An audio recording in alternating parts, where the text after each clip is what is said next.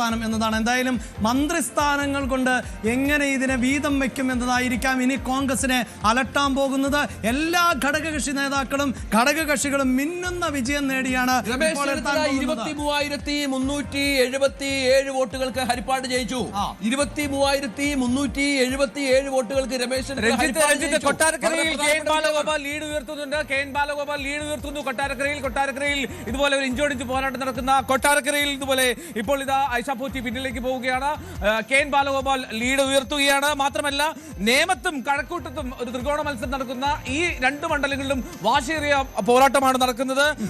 നേമത്തുമാവട്ടെ കഴക്കൂട്ടത്താവട്ടെ രണ്ടിടത്തും വാശിയേറിയ മത്സരം പുരോഗമിക്കുന്നു. കഴക്കൂട്ടത്തെ കണക്ക് നോക്കുകയാണെങ്കിൽ കഴക്കൂട്ടത്ത് ഏറ്റവും ഒടുവിൽ ഫലം വരുമ്പോൾ അല്ലെങ്കിൽ ലീഡ് അനുസരിച്ച് 1976 വോട്ടിന്റെ ലീഡ് മാത്രമാണ് കടകംപള്ളി സുരേന്ദ്രന് ഉള്ളത്. ആ ലീഡ് മറികടന്നേക്കാമെന്നാണ് രഞ്ജിത്ത് പറയുന്നത്. കഴക്കൂട്ടത്തിനെയും BJPക്ക് സാധ്യതയുണ്ട്.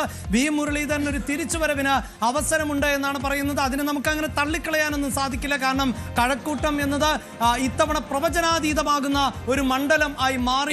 സമാന സാഹചര്യം നേമത്തുമുണ്ടെന്ന് സംശയമുണ്ട് KP. കാരണം അവിടെ 1789 വോട്ട് മാത്രമാണ്. അതായത് 12 റൗണ്ടാണ് എണ്ണിയത് 18 റൗണ്ടുകളിൽ.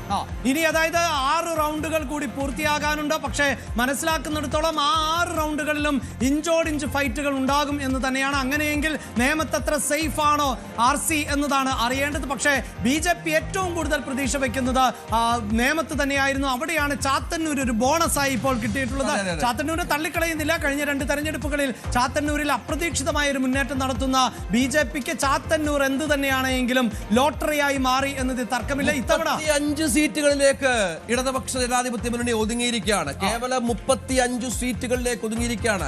99 സീറ്റ് നേടി കഴിഞ്ഞ തവണ അധികാരത്തിൽ വന്ന സർക്കാരാണ്, മുന്നണിയാണ് എന്ന് ഓർക്കണം. 35 സീറ്റ് എന്ന് പറയുമ്പോൾ വമ്പൻ നഷ്ടമാണ്. എത്ര സീറ്റുകളിൽ തോറ്റു. മാത്യു കുഴൽനാടൻ വിജയിച്ചു. മാത്യു കുഴൽനാടൻ 42,829 വോട്ടുകൾക്ക് വിജയമാണ്. അതായത് N. അരുൺ എന്ന സ്ഥാനാർത്ഥിയായിരുന്നു അവിടെ CPIക്ക് വേണ്ടി മത്സരിച്ചിരുന്നത്.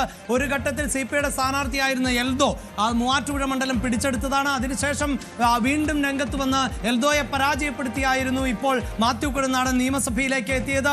അവിടെയായിരുന്നു AIYFന്റെ യുവ നേതാവ് കൂടിയായിട്ടുള്ള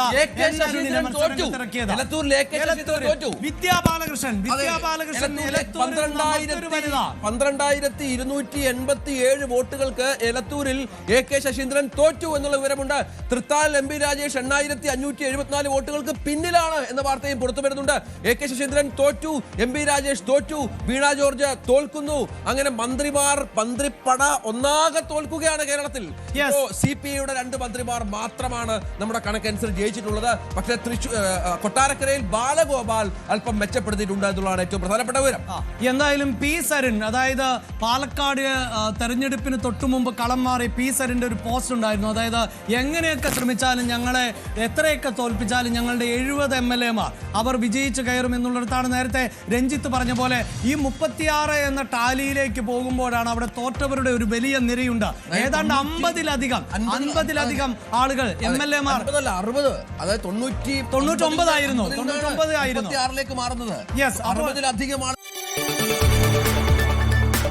കൂടുതൽ വാർത്തകൾക്ക് News 18 Keralam YouTube channel subscribe ചെയ്യുക.